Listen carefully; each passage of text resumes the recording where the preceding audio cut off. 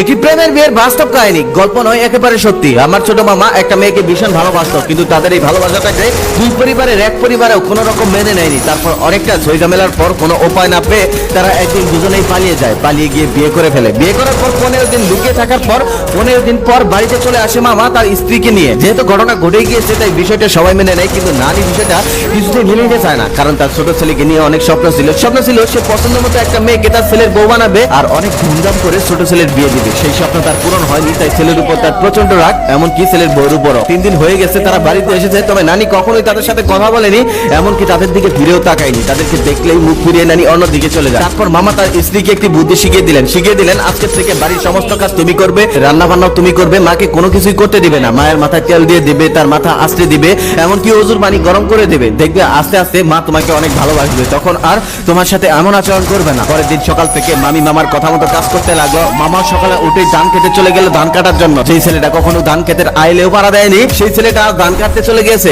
শুধুমাত্র সবার মন রক্ষা করার জন্য। তারপর সে ধান কাটতে শুরু করলো। প্রচন্ড রোদে কিছুতেই সে সহ্য করতে পারে না, কারণ যে ছেলেটা জীবনে কখনো ধান খেতে নামেনি সেই ছেলেটা ধান কাটছে শুধুমাত্র প্রেম করে বিয়ে করেছে বলে। তারপর প্রচন্ড রোদে ধান কাটতে কাটতে তার মাথা এমনিতেই নষ্ট হয়ে গেছে। এদিকে দুপুর হওয়ার আগে সে ক্ষুধায় মরে যাচ্ছে। তারপর কোন রকম দুপুর হওয়ার পর সে খাওয়ার জন্য বাড়িতে আসলো। বাড়িতে এসে খেতে বসেই দেখলো ভাতের চাল ফোটেনি, তরকারিতে লবণ হয়নি, ডালে শুধু পানি ভাসতেছে। এমনিতে তার মেজাজটা গরম। তারপর সে চিৎকার করে বলতে লাগলো এগুলো কে রান্না করেছে, এগুলো কি খাওয়া যায়? তারপর নানি দৌড়ে এসে বললো এগুলো তোর বই রান্না করেছে। তখন সে মাথা নিচু করে বললো ভালোই তো হয়েছে, অনেক সুন্দর হয়েছে, কিছু কইতেও পারতেছে না, কিছু সইতেও পারতেছে না। তারপর সে চুপচাপ সেগুলোই খেয়ে নিল। এখন আর কি করার, বিয়ে তো সে পছন্দ মতো করে নিয়েছে, খেতে তো হবেই। হাইরে প্রেমের বিয়ে। তারপর থেকে এই মামা মামির অনেক কিছু সহ্য করে নিয়েছে, কারণ মামি ছিল ধনী পরিবারের একমাত্র মেয়ে, যে কিনা জীবনে কখনো প্লেট দিয়েও ভাত খায়নি। সে আজ রান্না করেছে, বাড়ির সমস্ত কাজ করেছে শুধুমাত্র প্রেম করে বিয়ে করে পরিবারের মন জয় করার জন্য। মামি একটা কাজ করতে গেলে সেই কাজটা ভুল করে আরো কাজ বাড়িয়ে দিত। তারপরে মামা চোখ বন্ধ করে সবকিছু সহ্য করে নিত। এদিকে নানি প্যান প্যান করতো,